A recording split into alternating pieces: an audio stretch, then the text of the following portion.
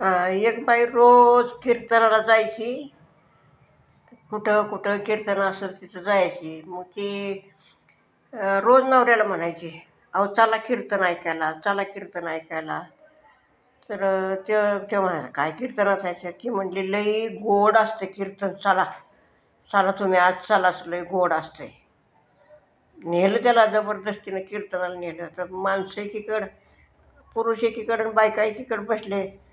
तो बसला, तिला वाटलं रात्रीचं उठून कीर्तन संपल्यावर येईल ह्यो घरी. तो तिथंच झोपला. कीर्तन बंद व्हायच्या आधीच, संपायच्या आधीच तिथं झोपला. एका दगडावर मुंडकं ठेवलं आणि झोपला. सकाळी पहाटे 5 वाजता जेव्हा थंडी वाजायला लागली आणि ती झोपेत त्याला आ करून झोपायची सवय. आ करून झोपला.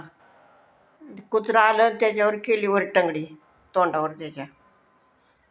मग ती उठला लगे आणि घरी गेला. तर बायको म्हणली, अहो कुठं होते तुम्ही? म्हणला मी तुझ्या संग कीर्तनाला आलो होतो. तू म्हणली लई गोड कीर्तन असतं, आणि ते बघितलं तर खरट गोट होतं कीर्तन.